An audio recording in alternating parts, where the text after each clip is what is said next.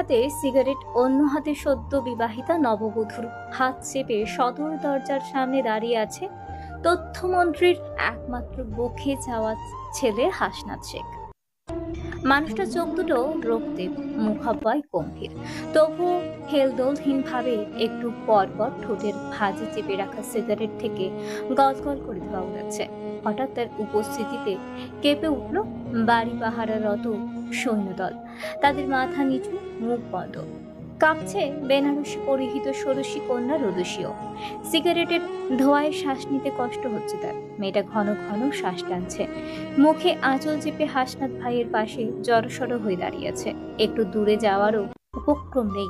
মানুষটা শক্ত হাতে তার নরম হাতটা ধরে রেখেছে। সিগারেটের ধোঁয়া প্রথমবার দেহের কাছাকাছি পুরুষালী স্পর্শে রোদসীর মাঝে অদ্ভুত অস্বস্তি হচ্ছে। সেদিকে কোনো হেলদোল নেই হাসনাত ভাইয়ের। রোদসীও ভয়ে ভয়ে মুখ ফুটে কিচ্ছুটি বলতে পারছে না। ছন্ন ছাড়া হাসনাত ভাইকে কেবল ভয়ে ভয়ে একটু পর পর হাসনাতের কালচে হয়ে যাওয়া পোড়া ঠোঁটের দিকে তাকাচ্ছে। মানুষটা বেশ তৃপ্তি নিয়ে সিগারেট টানছে না। নতুন বউয়ের হাত ধরে কেউ কি এভাবে সিগারেট টানে? কি অদ্ভুত, কি আশ্চর্য মানুষ! আকস্মিক থমকানো গুরু গম্ভীর কণ্ঠস্বর। যে ঠোঁট সিগারেটে পড়ে সে ঠোঁট তোমাকে চুমু দেবে না মেয়ে। বারবার এদিকে না তাকিয়ে সামনের দিকে তাকাও। বিয়ে হতে না হতে যে আমার চোখে হারানোর দরকার নেই। Feeling disturbed. আচমকা ধমকে রোদসী মৃদু কেঁপে কেঁপে উঠল। হাসনাত ভাইয়ের লাগামহীন কথায় লজ্জাও পেল। সে কি চুমু খাওয়ার জন্য তার ঠোঁট দেখছিল? ছি, লোকটা বখাটের পাশাপাশি দারুণ অসভ্য। এইটুকু সময় এতটুকু বুঝতে অসুবিধা হলো না রোদসীর।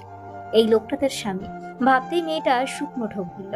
পরপর ভাবলো উনি তো তার দিকে একটি বারও তাকায়নি, তবুও বুঝলো কি করে সে তার ঠোঁট দেখছিল। ছটপটে স্বভাবের মেয়ে রোদসীর কপালে অমনি ভাঁজ পড়ল 14টা। কিছু প্রশ্ন করার সাহস হলো না আবারও।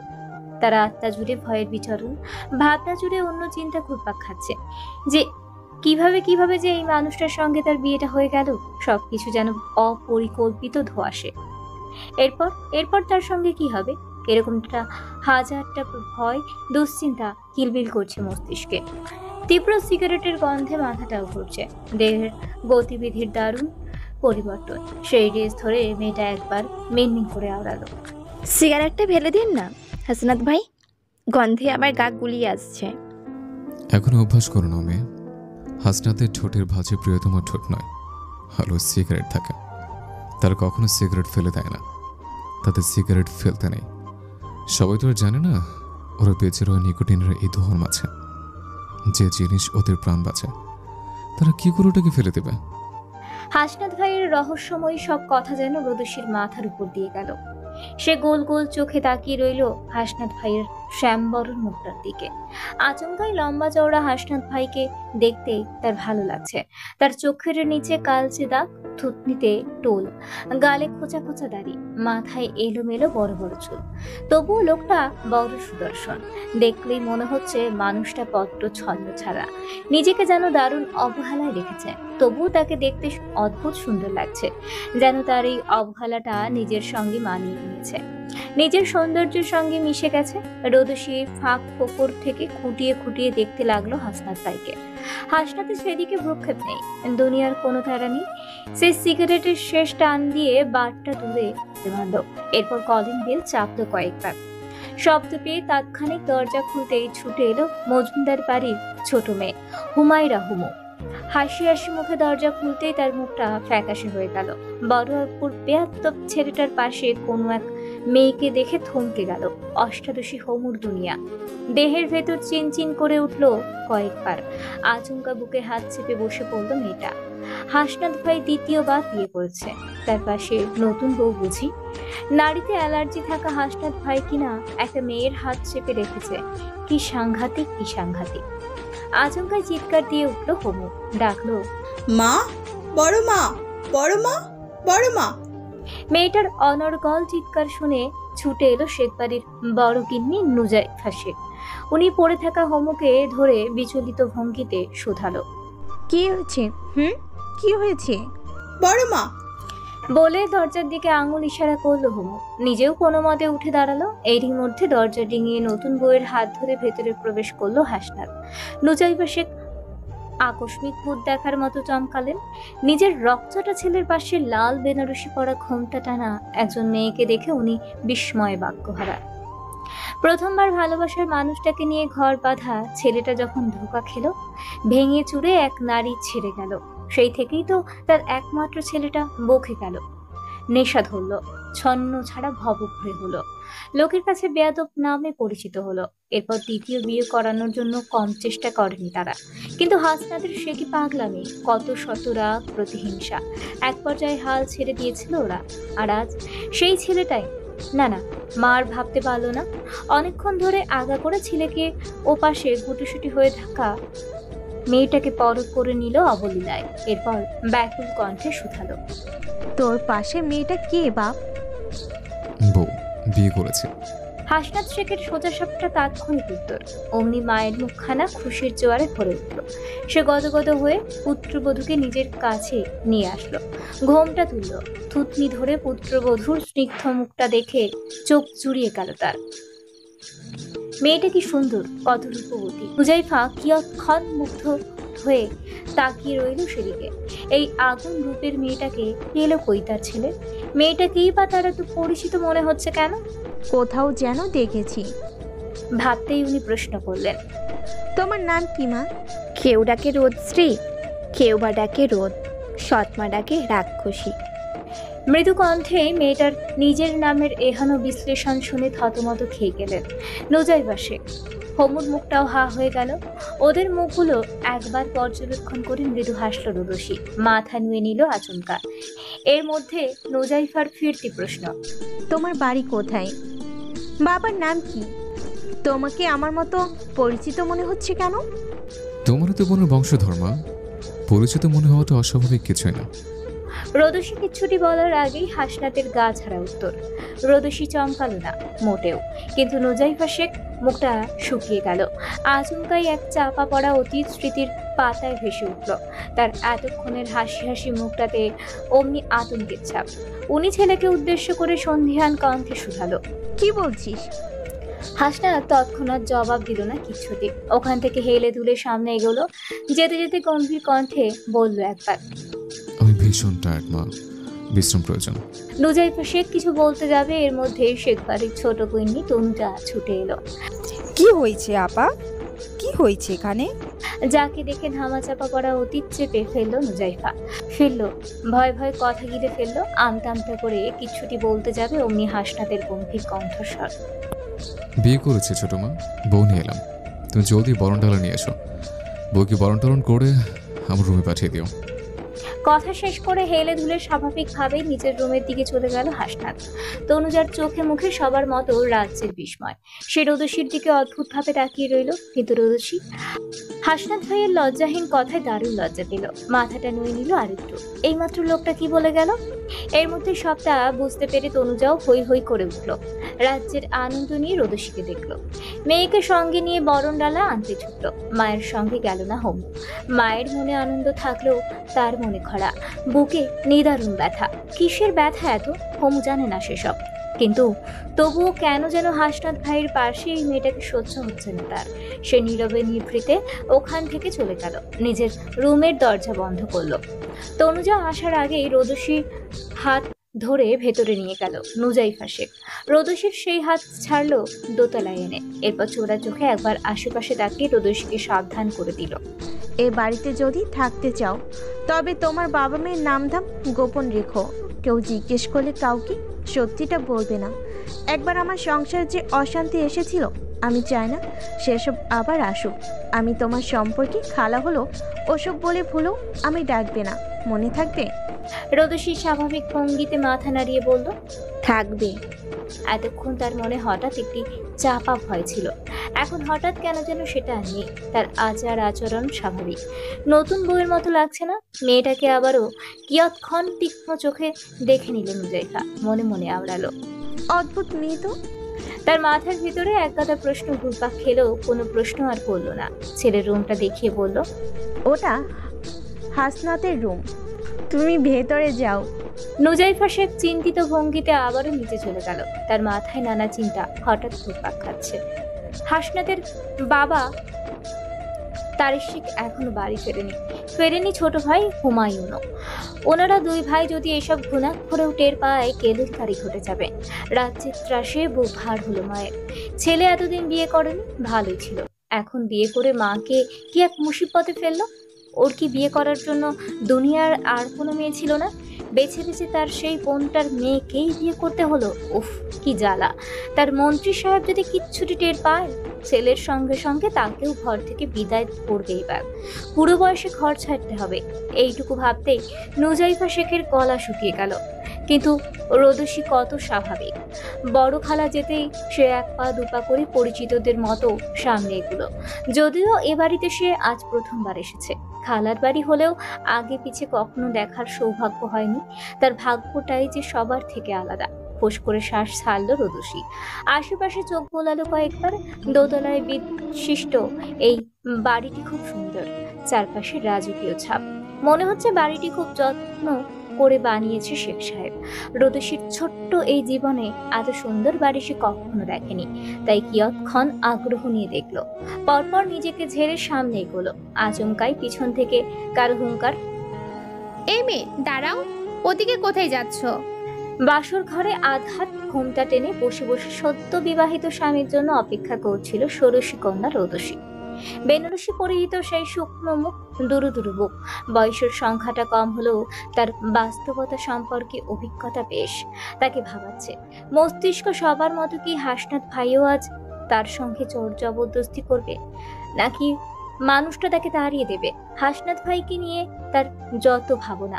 আচমকাই কাঙ্ক্ষিত মানুষটির কণ্ঠস্বর, এই মেয়ে, এই তুমি আমার বেটির উপর ওভাবে সংসেজে বসে আছো কেন? দাদি বলেছিল আজ আমাদের বাসর রাত। হাসনাত ভ্রু কুচকিয়ে কিয়ৎক্ষণ রোদসীর দিকে তাকিয়ে রইল। তার বাসর রাত?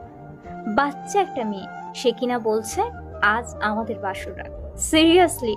এতটুকু শরীরে 27 বছরের একটা তাকড়া যুবকের ভার সইবে তো? অমনি হাসনাত বাঁকা হাসলো। জড়সড় হয়ে বসা রোদসীর দিকে দু কদম এগিয়ে শুধালো, তুমি কি এখন আমার সঙ্গে বাসর করতে চাইছো? সেরকম প্রস্তুতি নিয়ে এসছো তো? নিজের কথার বেড়াজালে আটকে গেল রোদসী। শুকনো মুখে ঠোক গিলল কয়েকটা। হাসনাত ভাইয়ের কথা শুনে দারুণ লজ্জাও পেল সে। ছি, তখন কথাটা মুখ ফসকে বেরিয়ে গেল আচমকা। সে তো একবারও এরকমটা ভেবে বলেনি। মানুষটাকে এগুতে দেখেই খাট থেকে লাফিয়ে দূরে সরে গেল রোদসী। নত যেন মুখে উত্তেজিত কণ্ঠে আওড়ালো, না না, আমি ওই রকমটা কিছু বলিনি। আপনি এগোবেন না হাসনাত ভাই, একদমই এগোবেন না। তখন দাদি বলেছিল বিয়েতে নাকি এরকমটাই নিয়ম। আমি তো শুধু নিয়মটা মানছিলাম। হাসনাত থামলো না, হেলে দুলে এগুলো রোদসীর দিকে। থামলো ওর একদম পাশে গিয়ে। রোদসীর মাথা নুয়ে আরেকটু জড়সড় হয়ে দাঁড়ালো। অদ্ভুত ত্রাসে বুক ভার হলো। লজ্জায় গাল দুটো হলো রক্তিম। সেদিকে একবার তাকিয়ে ফোঁস করে শ্বাস টানলো হাসনাত। আচমকাই রোদসীর গলাটা মৃদু হাতে চেপে ধরলো সে। কথা চিবিয়ে শুধালো, তুমি আমার রুমে এসছো কেন? কেন এসছো? এখানে আসার সাহস তোমার হলো কি করে? আকস্মিক হাসনাত ভাইয়ের এহেন কাজে রোদসীর চোখে রাজ্যের বিস্ময়। এ বাড়িতে সে নতুন, কোথায় কি সে জানে না। তাকে নিয়ে কেউ নতুন বউয়ের মতো আগ্রহ দেখাতেও আসেনি এ অবধি। তখন নুজাইফার খালা এসে হাসনাত ভাইয়ের রুমটা দেখিয়ে দিয়েছিল। এরপর ও যেই না এদিকে আসতেছিল, অমনি হাসনাতের দাদির হুঙ্কার কণ্ঠ, এই মেয়ে দাঁড়াও, ওদিকে কোথায় যাচ্ছ? রোদসী তখন ওনাকে না চিনতে পেরে পাল্টা প্রশ্ন করেছিল। কে আপনি? বুড়ো মহিলার দাম্ভিক প্রত্যুত্তর, আমার বাড়িতে এসে তুমি আমাকেই প্রশ্ন করছো কে আপনি? আমি এই বাড়ি কর্ত্রী, হাসনাতের দাদি। দুঃখিত, আমি আপনাকে চিনতে পারিনি। এখন তো চিনলে, জলদি জলদি পা ছুঁয়ে সালাম করো আমায়। রোদসী ওনার কথায় অল্প স্বল্প হাসলো। কথায় দাম্ভিকতা থাকলেও প্যাচগোছহীন স্পষ্টভাষী দাদি যান। রোদসীর দাদিকে পছন্দ হলো খুব। সে তাৎক্ষণিক পা ছুঁয়ে সালাম করলো তাকে। অমনি দাদি তাকে বুকে জড়িয়ে নিল। ওর মুখটা দেখেই নিজের হাতের বালা জোড়া পরিয়ে দিল। প্রথমে তাকে কাঠখোট্টা মহিলা মনে হলেও এরপর মেয়েটা বুঝলো দাদি খুব রসিক মেশুক স্বভাবের মহিলা। হলেও তাই রোদসীকে নিয়ে দাদি ত্রস্ত হাসনাতের ঘরে এলো। এর মাঝে রসিকতা করলো একটু একটু। এরপর বিয়ের সব নিয়ম কানুন বুঝিয়ে চলেও গেল। হাসনাত ভাই তখন নিজের রুমে ছিল না, নিরিবিলি ছাদে ছিল বোধহয়। এক পাকে সেসব মনে করে রোদসী ছোট্ট করে শ্বাস ফেললো। পরপর সেভাবে অবাক কণ্ঠে শুধালো একবার, তাহলে আমি কোথায় থাকবো হাসনাত ভাই? এত বাড়িতে কোথাও না কোথাও তোমার জায়গা নিশ্চয়ই হবে। কোন একটা রুম খুঁজে নাও, এক্ষুনি বেরিয়ে যাও রুম থেকে। বলেই রোদসীকে ছেড়ে দিল হাসনাত। ক্রোধে মুখ ফিরিয়ে নিল উল্টো দিকে। এর মধ্যেই রোদসীর সহজ সরল উক্তি, এক্ষুনি চলে যাবো হাসনাত ভাই। তো কখন যেতে চাও? তুমি কি সিরিয়াসলি নিজের অধিকার চেয়েছো? বউয়ের অধিকার চেয়েছো? বাসর চেয়েছো? রোদসী কিছুটি না বলে মুখ নিচু করে দাঁড়িয়ে রইল। এর মধ্যে হাসনাত ভাই গম্ভীর কণ্ঠে আবারও শুধালো, মেয়েদের সংখ্যা আমার ভীষণ অপছন্দের, ভীষণ। I hate girls. বেইমানদের প্রতি আমার কোনো ইন্টারেস্ট নেই। আমি একাকিত্বের রাত প্রহরী। আমি একা থাকতে চাই, একা, ভীষণ একা। একাই যখন থাকবেন তাহলে আমায় বিয়ে করলেন কেন হাসনাত ভাই? রোদসীর ফিরতি প্রশ্ন। হাসনাতের আগুন কণ্ঠ, বিয়েটা কেন করা হয়েছে তুমি নিশ্চয় জানো। কি জানো না? জানো না তুমি? আচমকা মনের ঘরে মেঘ জমা হলো রোদসী মেয়েটার। চোখ দুটো ছলছল করে উঠল। মস্তিষ্কে মনে করিয়ে দিল কিয়ৎক্ষণ আগের অনাকাঙ্ক্ষিত ঘটনা। বিয়ের পিড়িতে মুখ ভার করে বসেছিল রোদসী। টাকার লোভে সৎ মা তার বিয়ে ঠিক করেছিল আতপাকা এক মাঝ বয়সী লোকের সঙ্গে। হতভাগা রোদসী মাকে হারিয়েছে সেই কত আগে, বাবাকেও হারিয়েছে গত বছর। এরপরই সৎ মায়ের যত অত্যাচার। এক পর্যায়ে ছেলে পক্ষ থেকে মোটা অঙ্কের টাকা নিয়ে সৎমা বিয়ের পিড়িতে ছোট্ট রোদসীকে তুলে দিল। রোদসী কেবল মুক্তি চাইছিল মায়ের এই সংসার থেকে। দুটো ভাত চেয়েছে, নিজের একটু শান্তি চেয়েছে। সে বয়স্ক লোককে দেখেনি, ঘর দেখেনি, কেবল মুক্তি চেয়েছে। জেনেছে আজ তার বিয়ে হতেও যাচ্ছিল। এর মাঝেই আচমকা হাসনাত ভাইয়ের আগমন। বয়স্ক লোকের সঙ্গে এতটুকু বাচ্চা মেয়ের বিয়েতে তার ঘোর আপত্তি। কিন্তু ওর সৎমা কিছুতেই বিয়ে ভাঙবে না। সে কি কাহিনী? ঘাড় দ্বারা হাসনাত ভাইও কি রোদসীর সঙ্গে বুড়োটার বিয়ে দেবে না? সে আচ্ছা মতো ধোলাই দিল লোকটাকে। লোকটার গুন্ডামির তোপে রোদসীর বিয়েটা ভেঙেই গেল। অমনি পাত্রপক্ষ তাদের দেওয়া টাকাটা চেয়ে বসলো। এ নিয়ে রোদসীর মায়ের সে কি অত্যাচার! বিয়ে ভেঙেছে বলে সব রাগ উগলে নিতে চাইলো রোদসীকে দিয়ে। ঘর বাড়ি থেকে তাড়িয়ে দিতে চাইলো। অকথ্য ভাষায় গালিগালাজ দোষারোপ করলো। মাস্তান খালাতো ভাইকে রোদসী খবর দিয়ে লেলিয়েছে, কেননা উনি জানতো হাসনাত রোদসীর কাজে ওদের সঙ্গে সম্পর্ক নেই। সেই সুযোগই তো নিয়েছিল সে। মনের বাহবা দিয়ে ঝাড়তে চাইছে কিশোরী রোদসীকে। আকস্মিক হাসনাত ভাইয়ের গুরু গম্ভীর কণ্ঠস্বর, আমি বিয়ে করতে চাই রোদসীকে। সে কথা অমত করার কেউ রইল না। হাসনাত ভাই ছেলে পক্ষের সেই মোটা অঙ্কের টাকাগুলো পরিশোধ করলো। চোখের পলকে কিভাবে যেন তাদের বিয়েটা হয়েই গেল। হাসনাত ততক্ষণ তাকে কথাবার্তা ছাড়াই সঙ্গে নিয়ে এলো। এরপরের ভাবতে পারল না রোদসী। চোখের কোণা থেকে এতক্ষণের আটকে রাখা জলটুকু গড়িয়ে পড়ল গাল বেয়ে। এর মধ্যেই হাসনাত ভাইয়ের সেই তাচ্ছিল্যের সুর, আমি তোমাকে বিয়ে নয়, টাকা দিয়ে কিনে নিয়েছি। তুমি যেটাকে বিয়ে বলছো, এটা কেবল নামে মাত্র। আসলে তোমার একটা আশ্রয়ের প্রয়োজন ছিল, আমি আশ্রয় দিয়েছি। এই বাড়িতে তুমি। এ বাক্যের পূর্ণতা মেলার আগেই রোদসী আচমকা মাঝপথে বাদ সাধল। নিজের প্রতি একরাত তাচ্ছিল্য দেখালো। অসহায় গলায় বলল, বিয়ে করে দোয়া যখন করেছেন আমাকে আরেকটু দয়া করেন হাসনাত ভাই। আপনার এত বড় রুমের কোনো এক কোণায় আমাকে একটু আশ্রয় দিন। আসলে একলা ঘরে আমি ঘুমাতে পারি না, আমার ভীষণ ভয় করে। যার কেউ নেই তার ভয় কিসের? এতিমদের তো ভয় থাকার কথা না। হাসনাত ভাইয়ের কথায় বুকের মধ্যে ছ্যাদ করে উঠল রোদসীর। নির্লুপ্ত চোখে তাকালো হাসনাতের তামাচি মুখের দিকে।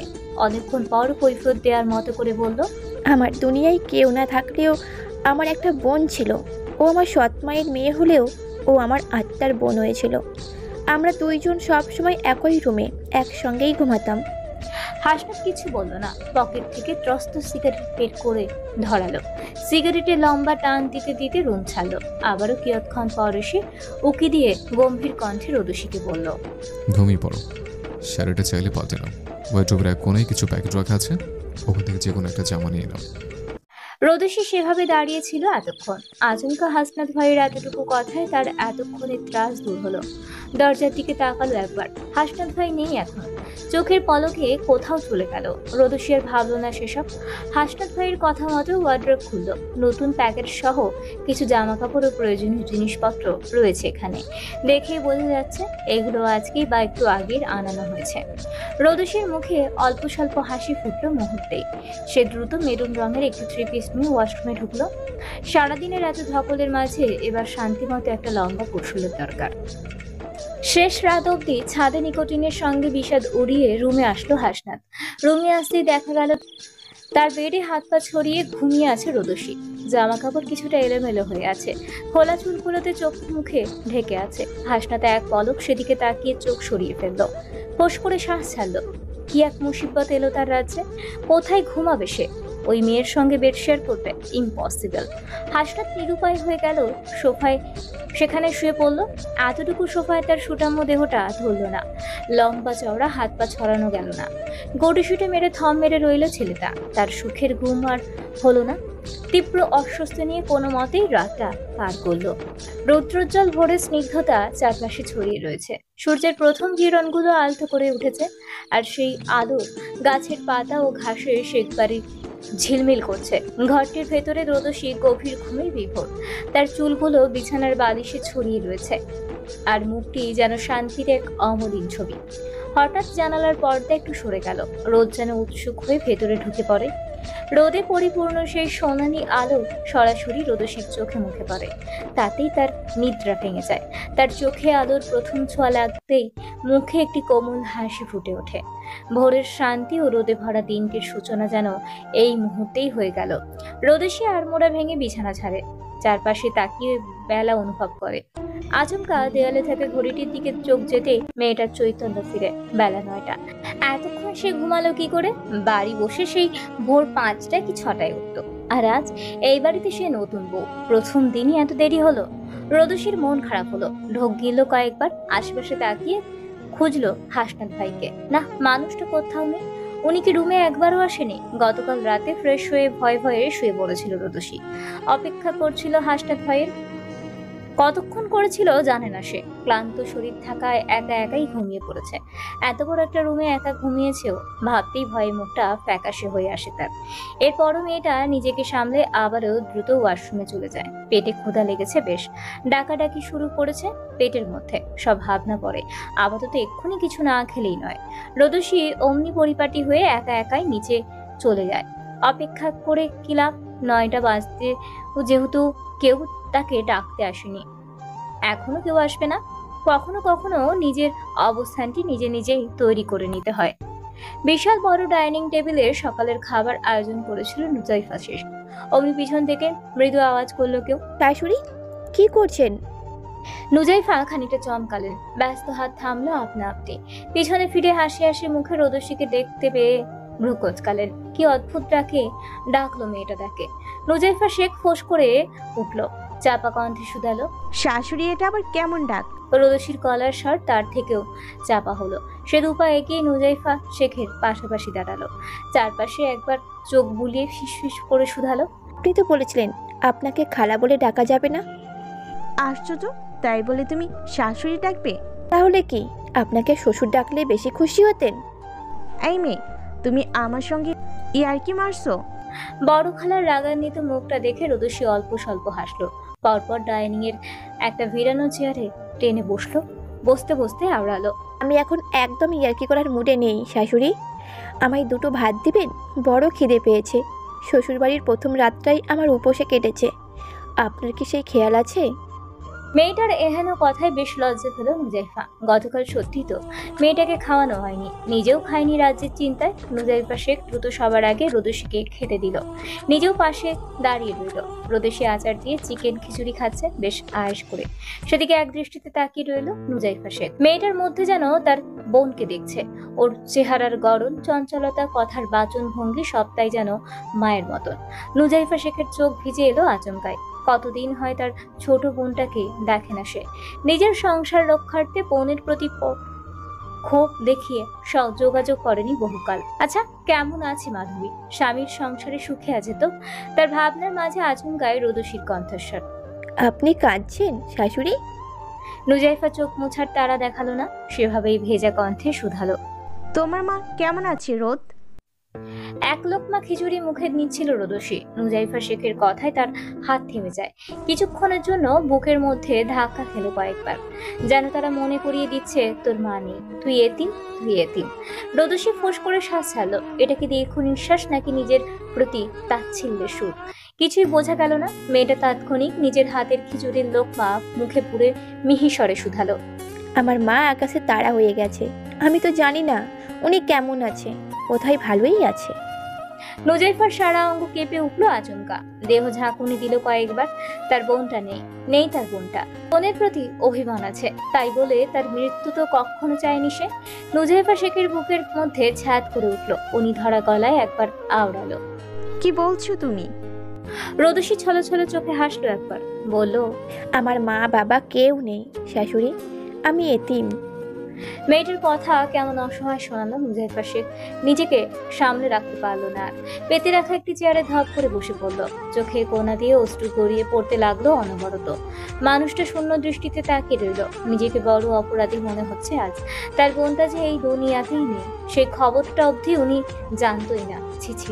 নুজাইফা শেখ বেশ কয়েকবার কাপা কাপা কণ্ঠে আওড়ালো, মাধবী, মাধবী, মাধবী।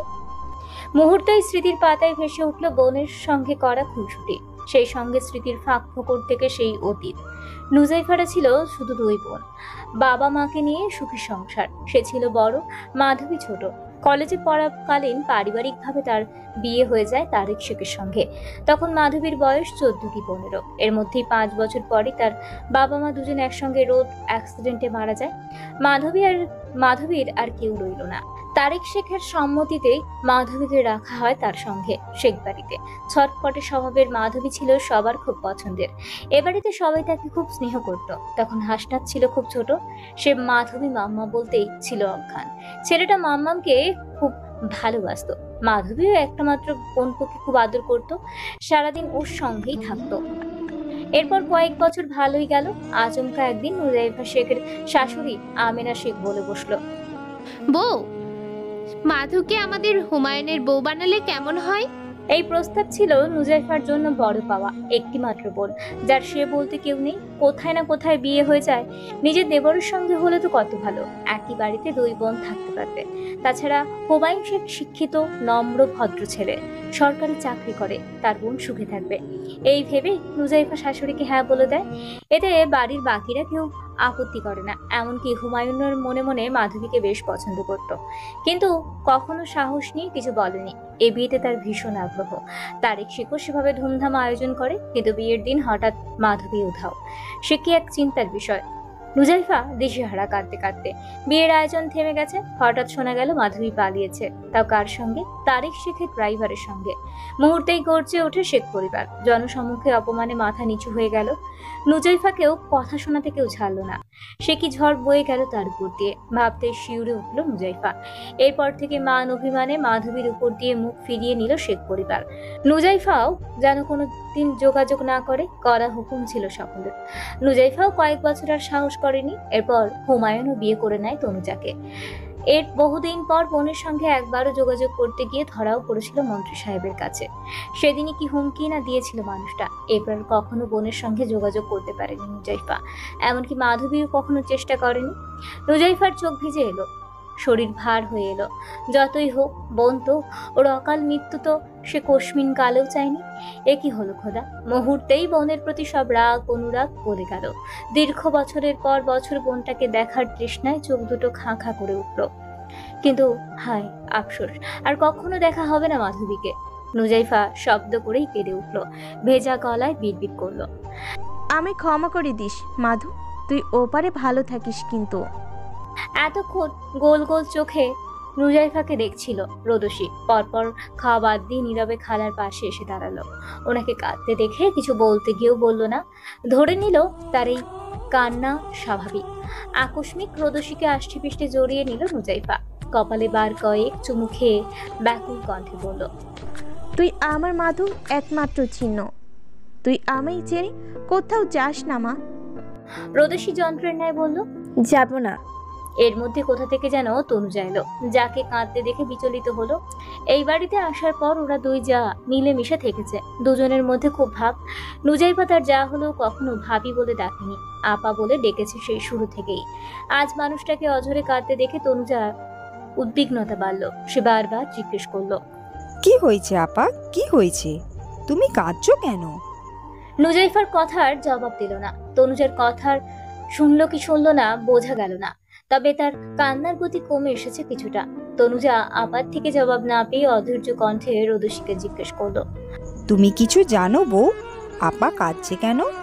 রোদসী দোনমনা হয়ে খালার মুখের দিকে তাকালো। এর মধ্যে নুজাইফা সে ক্লান্ত স্বরে শুধালো, আমাকে একটু ঘর নিয়ে চল তনু। তোমার কি হয়েছে আপা, সত্যি করে বলো তো।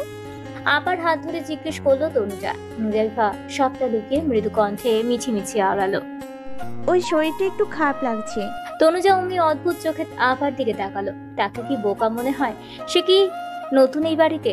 শরীর খারাপ বলে কেউ এভাবে কাঁদে, তাও আবার আপার মতো শক্তপোক্ত মহিলা। তনুজা চট করে ধরে ফেললো আপা গতকাল থেকে কিছু একটা তার কাছ থেকে লুকাতে চাইছে। কি লুকাচ্ছে এত যত্ন করে?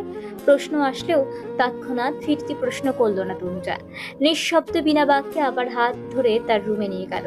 পিছনে পিছনে রোদসীও গেল। তনুজা পরম যত্ন করে আপাকে শুয়ে দিল। শুধু একবার জিজ্ঞেস করলো, তোমার কি বেশি খারাপ লাগছে আপা? ডক্টরকে কল করব? মনের রোগ কি ডক্টরের সারে? বোনের শোক কি কবু ঘোচে? নুজাইফা শেখ চটজলদি আপত্তি জানিয়ে বলল, আমি ঠিক আছি তনু, সামান্য শরীর খারাপ, একটু বিশ্রাম করলেই ঠিক হয়ে যাব। ডক্টর লাগবে না, তোরা চলে যা। আমি একটু নিরিবিলি শুয়ে থাকতে চাই। যাওয়ার সময় আলোটা নিভিয়ে দরজাটা ভিড়িয়ে দিয়ে যাস।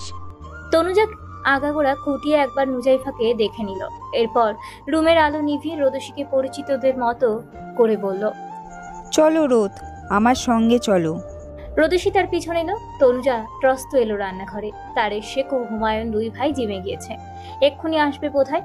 এসেই তারা নাস্তার টেবিলে আসবে, সেই সঙ্গে বাড়ির সকলে। এখানেও কিছু কাজ বাকি রয়েছে। এখানে নুজাইফা সেইটুকু করতে ব্যস্ত হয়ে পড়লো। রোদসীয় দ্বিধা দ্বন্দ্ব নিয়ে চাচি শাশুড়ির সঙ্গে কাজে হাত লাগালো। দাঁড়িয়ে দাঁড়িয়ে কারোর কাজ দেখার স্বভাবটা তার নেই, কিন্তু তাকে তাৎক্ষণিক থামিয়ে দিল তনুজা। নতুন বউকে দিয়ে আজই কাজ করাবে কেন? সে কি এতটাই অক্ষম? অমনি উনি বাঁধ ছাড়লো। কি করছো রোদ? তোমাকে কিছু করতে বলেছি আমি? তুমি আমার পাশে দাঁড়িয়ে দাঁড়িয়ে কাজগুলো দেখো, এরপর না হয় কয়েকদিন গেলে আমাদের সাহায্য করো। রোদসীর কাজের হাত থেমে গেল আচমকা। তনুজার কথায় কেমন মা মা গন্ধ মিশে আছে। রোদসীর কি যে হলো, কেমন চোখে জল চলে এলো। কতগুলো দিন এরকম কথা শোনেনি সে। অপরদিকে তনুজা বিচলিত হলো। মেয়েটা কাঁদছে কেন? সে কি কঠিন কিছু বলেছে? তনুজা চট জলদি ওর থুতনিতে হাত ছুঁয়ে মোলায়েম কণ্ঠে শুধালো, কাঁদছো কেন রোদ? তুমি কি আমার কথায় কষ্ট পেয়েছো? রোদসী কি করে বোঝাবে? সব কান্না কষ্টের হয় না। অল্পতে খুশি হওয়া মানুষগুলো এতটুকু আশকারাও কখনো কখনো পায় না, যেমনটা সৎ মায়ের সংসারে পায়নি রোদ। আজ বহুদিন পর এরকম আদর মাখা শাসন পেয়ে আপ্লুত রোদও এ কথা বোঝানোর তারা দেখালো না। ভিন্ন কথায় চলে গিয়ে হঠাৎ বলল, আমি আপনাকে একটু জড়িয়ে ধরবো? কেমন মায়া মায়া আপনার? তনুজার দেহ শীতল হয়ে এলো। কথাবার্তা ছাড়াই উনি রোদসীকে আলগোছে জড়িয়ে ধরলো। রোদসী অনেকক্ষণ তনুজার বুকে মাথা রেখেই পড়ে রইল, কোনো এক মায়ের বুকে। এর মধ্যে তাদের শেখ ও হুমায়ুন দুই ভাই বাড়ি ফিরল। নাস্তার টেবিলে এলো। ছেলেদের সঙ্গে সঙ্গে আমেনা শেখও এলো। তনুজা তাদের খাবার দিল। রোদসী তাদের সামনে এলো না, রান্নাঘরের এক কোনায় দাঁড়িয়ে রইল। শ্বশুরদের সঙ্গে এখনো তার দেখা সাক্ষাৎ হয়নি। কেমন ভয় ভয় লাগছে তার।